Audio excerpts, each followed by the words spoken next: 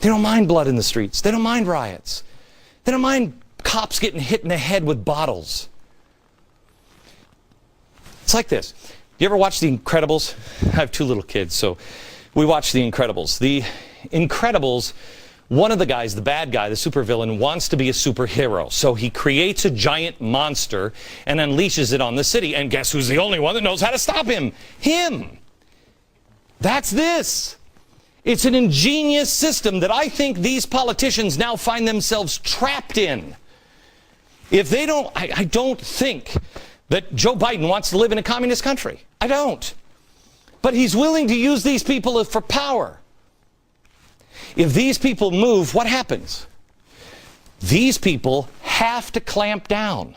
They have to become a more and more aggressive government. Well, that's what these people want.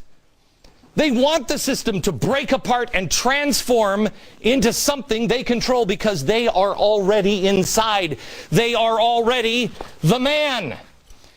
If the country, if the government becomes oppressive, they're here. You're here. The theme of this progressive conference was, "We are the change." And it's best summed up on the group's website. Here's what it says.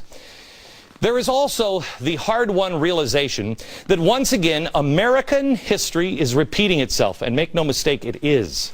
And that in the end, presidents do not create social urgency. Even presidents with Obama's gift for painting a broad progressive vision. But independent movements do. And anyone who supports President Obama can do that by making him do the right thing. Remember, they don't want anarchy just for anarchy. No, they don't mind it. They don't mind the violence. The more violent the revolutionaries become, the politicians will move farther and farther because you will beg them for it. Keep us safe. Keep us safe. They already are doing it. They already are trying to take away your rights to privacy on the phone and the email under the guise that they're going after the bombers. They are creating a trap. And it's these guys, and I think these guys are trapped just as well. If Obama takes power, they win. If he doesn't, the radicals cause chaos and violence. Obama takes power, and they win. This is from the America's Future Now. Ready? Progressives have grown ever more disappointed. The reforms were both historic and insufficient to the cause. The recovery plan was too small. The health care plan was dangerously compromised. Financial reform is too timid.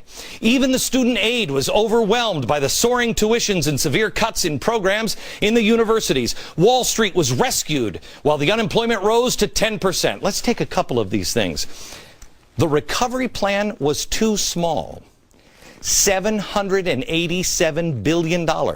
It makes the stimulus package, this one stimulus package, the 17th largest economy in the world. Financial reform is too timid. Really? Controlling 70% of the economy is timid? Wow, what is aggressive in these people's world? I saw a headline on the Business Insider. It said, in 2010, the U.S. government is projected to issue almost as much new debt as the rest of the governments of the world combined. Do you have any concept of how big that is? The CEO of Green for All, here she is. She's a big player in Crime Inc. She sits on the board of Emerald Cities. She spoke at this America's Future Now. Here's what she had to say when she brought up my name. So when Glenn Beck started talking about me, someone said, "Are you angry?" And what I said to him is, absolutely, we have a plot to take over this country. Absolutely we do. It's not a hidden agenda. No, it's not. It's not. Nope. It's right out in the open. And she's just like you. She is. She's just like you. Yeah. She's just like the American family of the 1950s. See, this is what it is. The crazy people, the people just like you and the man. See what's happening? They do have a plot, a plan to take over the country. And the mask is coming off. But will anyone join us in this conversation out in the light of day? I mean, it would have been helpful before we passed health care. Another speaker noted that Larry Summers, Tim Geithner, Rahm Emanuel are not part of the movement. No, they see them, again, the revolutionaries, see these guys as part of the problem. Now that's saying something. When the guys who are leading the government's current march to power are considered part of the problem, because those guys are slowing things down. What do you do? What do you do? Well, the first thing, America, you have to look at what the revolutionaries actually believe and admit it to yourself. Did anyone know that last month the Communist Party USA's 29th annual convention was held? Last month. Well, big deal. So what? So the Communist Party had a... It was held, and it was shown on C-SPAN. Well, they were very excited about all the progress they're making, not necessarily in Washington, but also exactly about the progress being made on the ground. The party chair, Sam Webb, he's been on this program before. In the website, he said, not since the Great Depression have so many Americans been so easy and so angry that increasingly working people are turning their anger into organized and collective rage against the crisis. Where have I read that?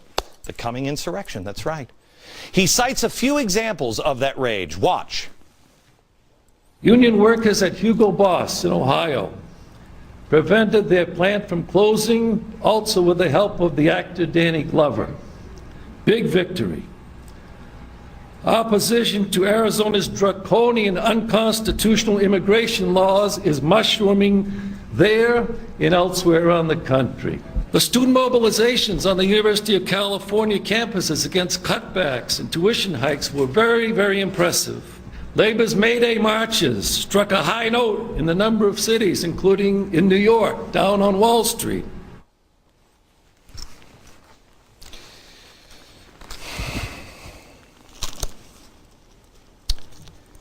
I have some things that you need to see tonight. I have some video that I don't think you've seen before of what happens if they get power. Because, see, they've had this plan for a very long time. What happens if they get power? And what is this? Last night, GlennBeck.com crashed. I don't think that's ever happened before. When I said, go get a copy of this and read this, I posted it on my website. Reclaiming Revolution. There it is. Reclaiming Revolution. This is Storm, an organization started by Van Jones. I've told you about this before. It was started in 1994, but I told you about it a year ago, and nobody wanted to listen, nobody wanted to pay attention.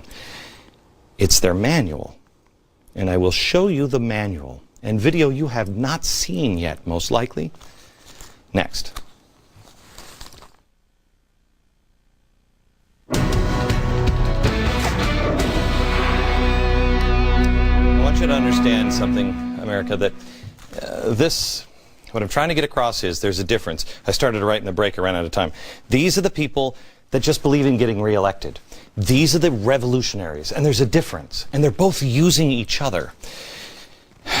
And there's a shift coming. They've been hiding, but no longer. Van Jones, I showed this to you a year ago, maybe over a year ago, and I don't know. I told you about it again yesterday, and we crashed the website at GlennBeck.com. It's available there. Please read it. This is the manual, the Revolutionary Manual. This was published in the spring of 2004.